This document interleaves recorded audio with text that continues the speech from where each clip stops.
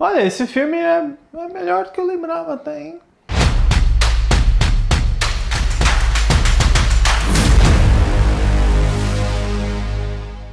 Olá, fãs da Sétima Arte, meu nome é Lucas Nascimento e esse é o Lucas Filmes. E hoje, continuando a nossa retrospectiva do Predador até a estreia de Prey, vou falar sobre Predador 2, A Caçada Continua, filme dirigido pelo Stephen Hopkins que foi lançado em 1990. Mas antes, vou pedir para você curtir esse vídeo, se inscrever no canal e ativar o sininho para não perder notificação dos próximos vídeos. Bom, é sempre assim, né? O primeiro Predador, lançado em 1987, foi um grande sucesso, ele custou apenas 18 milhões de dólares e rendeu um valor bem saudável de 98 milhões nas bilheterias. Obviamente um valor que foi bem sustentado posteriormente com as vendas de VHS, transmissão na TV a cabo. É aquele tipo de filme que é um grande sucesso no cinema e é um sucesso ainda maior assistindo em casa pelo VHS, pela mídia física, pelas transmissões. Hoje seria no streaming talvez, né? Enfim, com isso a Fox imediatamente chamou os dois irmãos John e Jim Thomas para escrever uma continuação e a dupla muito prolífica chegou com nada menos do que 6 ideias diferentes sobre o que eles poderiam fazer com Predador 2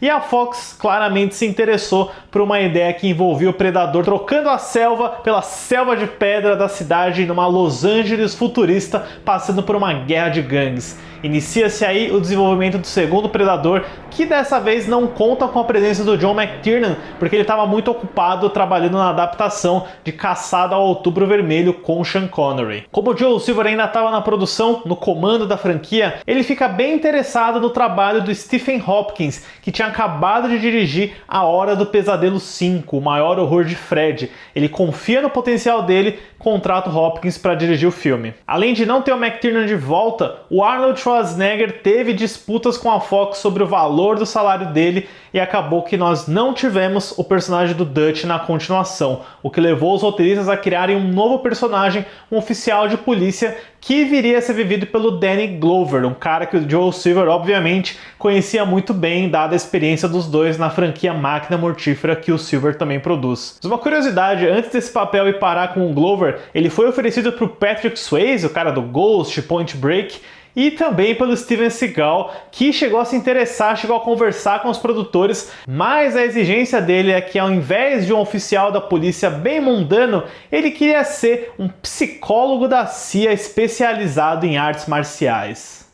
E então, trocando a selva pela cidade, em 1990, Predador 2, A Caçada Continua, chegou nos cinemas e eu devo admitir que é um filme que eu não assisti há muito tempo e que, surpreendentemente, eu achei bem bom. A história do filme é ambientada 10 anos depois do filme original, na Los Angeles de 1997, que além de sofrer uma onda de calor insuportável, enfrenta uma crise de violência policial, fruto de uma guerra implacável entre gangues colombianas e jamaicanas. Quando membros de ambas as gangues começam a morrer em cenas do crime medonhas, o policial Harrigan, vivido por Danny Glover, rastreia os assassinatos e descobre que são obras de uma criatura alienígena caçadora, o Predador.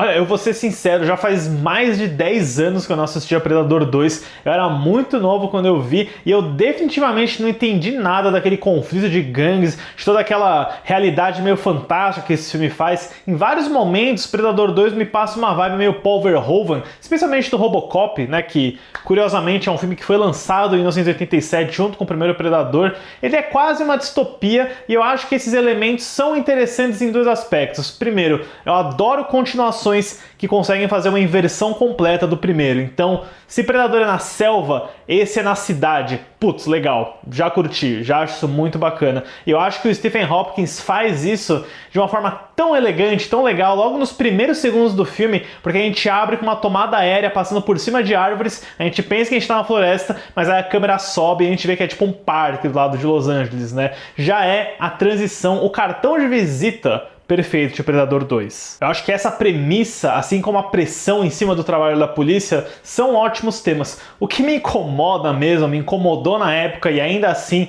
revisitando esse problema continuou, é esse problema das gangues. Nossa, porque toda vez que que o texto dos irmãos Thomas vai se dedicar aos líderes das gangues, aos conflitos dos membros, nossa, é muito ruim. Eu não suporto, eu acho muito chato. Eu acho que isso tira completamente o foco do filme, né? Eu acho que tira o impacto e também acaba criando esse falso mistério, né? Da polícia investigando as cenas do crime, encontrando todo mundo estripado, pendurado. Aí você pensa, nossa, quem está fazendo isso? Nós, o público, sabemos que é o predador, obviamente, né? Mas então você meio que tem essa repetição temática de tentar descobrir o mistério. Mas, beleza, faz sentido porque esses personagens nunca enfrentaram o predador, mas o público já estava acostumado e eu acho que o filme, infelizmente, gasta muito tempo nesse arco da investigação. Especialmente quando a gente tem que ver os personagens das gangues. Tem lá o feiticeiro voodoo, que tem uma cena, nossa, horrorosa, mas que ao menos rende uma das transições mais interessantes do filme, que é quando ele acaba enfrentando um predador e acontece uma coisa que eu não vou spoiler aqui, mas que é muito criativo. Mas olha, eu preciso dizer que tirando todo esse contexto das gangues, essas cenas meio desnecessárias que ocupam uma boa parte do primeiro ato, Predador 2 é um bom filme. Eu acho que todas as cenas que envolvem confronto com o Predador e o Harrigan são bem interessantes e o Danny Glover tá excelente no papel central. É até muito interessante ver o Danny Glover nesse papel depois de ter assistido os 4 filmes de Máquina Mortífera, onde ele fazia um personagem um pouco mais velho, um pouco mais relutante, um pouquinho mais cagão, né, perto do Riggs do Mel Gibson, pra aqui um papel que é completamente fodão, destemido, valente, muito carismático, uma ótima presença. Eu acho que o Danny Glover nesse filme não deixa em nada a desejar pro Dutch do Arnold Schwarzenegger no primeiro. Um team-up dos dois, uma parceria, seria algo muito legal de ver no futuro. No sentido de direção, eu gostei bastante do trabalho do Stephen Hopkins. Eu gosto muito de observar como que um cineasta que está acostumado com terror migra para um gênero maior de ação, de aventura, de espetáculo. E se vocês assistiram A Hora do Pesadelo 5, vocês com certeza se lembram desse como o filme mais grotesco do Fred Krueger, com algumas das cenas mais nojentas, revirar o estômago de toda a franquia, mas também muito criativo na forma como ele usa cores diferentes na fotografia. Felizmente, o Hopkins mantém a parceria dele com esse fotógrafo, que é o Peter Levy, e ele traz muito disso para Predador 2. É um filme que tem um gore muito interessante, que tem efeitos de maquiagem legais, especialmente com uma cabeça decepada que aparece numa certa cena, e em especial o esquema de cores que esse filme faz, porque se o primeiro filme tem toda aquela ambientação na floresta, na selva, ele é muito mais quente, tem uma presença muito forte do verde, do marrom. O segundo filme, mesmo que ambientado numa cidade com uma onda de calor, consegue trazer tons mais frios, tem um uso de azul na fotografia que é muito bem bolado. Eu acho que o filme, inclusive, é muito criativo nas soluções para não se repetir muito em relação ao primeiro, né? Então, se no primeiro filme o Arnold Schwarzenegger usava lama para meio que diminuir a temperatura do corpo dele, para ficar camuflado, o Predador 2 tem uma ótima cena em que o Harrigan enfrenta um predador dentro de um frigorífero, que já é uma ótima desculpa pro tom de azul e também é uma fumaça cênica que ajuda a tornar o Predador 2 bem vibrante de se analisar visualmente também. E eu também destaco a forma como o Hopkins é bom em criar tensão. Tem uma sequência que a gente tem o nosso grande, saudoso Bill Paxton dentro de um vagão do metrô. Ele faz um jogo muito legal com as luzes que começam a piscar, ficar bem oscilantes, bem intensas para antecipar a chegada do predador. É uma cena bem digna de filme de terror e é só aí um dos ótimos momentos que ajudam a ambientar o predador dentro da cidade. Gosto muito desse resultado. Todo o embate final do Harrigan com o predador também, que começa no terraço de um prédio, que aí vai se estendendo para dentro de um apartamento, uma fuga por um banheiro, até uma nave espacial. É muito bacana e eu gosto como o Hopkins consegue encontrar no meio da pancadaria, da ação, ótimos momentos para criar mais tensão, mais momentos humanos. Principalmente quando o Harrigan tem que descer pela beirada de um prédio, usando o encanamento como escada, onde a gente consegue ter um pouco, de uma forma bem orgânica, um humor próximo do Murtaugh no Máquina Mortífera. Eu gosto muito de como o filme vai caminhando, de como ele vai encerrando. Para mim, Predador 2 é bem uma escadinha, ele começa mais ou menos com uma boa premissa, um pouquinho engasgado, mas ele vai subindo, subindo, subindo e ele termina num ótimo ápice. Principalmente porque a gente tem, né, a cena em que aparecem os outros predadores depois que o Harrigan consegue derrotar o predador principal. E o que é muito legal, o que é diferente do primeiro filme, um desses predadores dá um troféu pro Harrigan na forma de uma pistola antiga, o que acrescenta esse lore bem interessante do sistema de honra, do sistema de respeito que os predadores têm, né? E além disso, né, além de estabelecer que os predadores estão na Terra há vários anos, fazendo vários tipos de conflitos diferentes,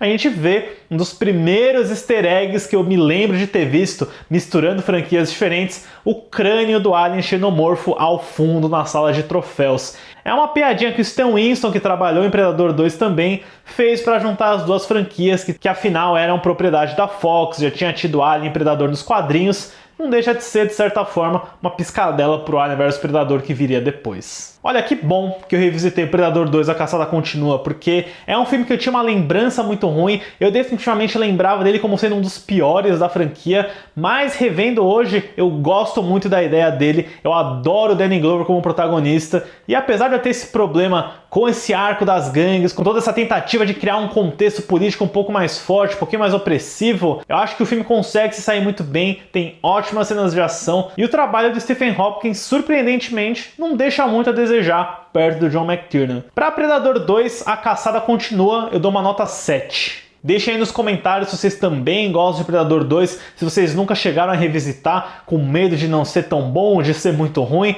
Vale a pena dar uma conferida. Falem também das suas expectativas para Prey. O filme está quase chegando e a retrospectiva vai continuar nos próximos dias. Certo, pessoal? Obrigado pela visita e até a próxima sessão.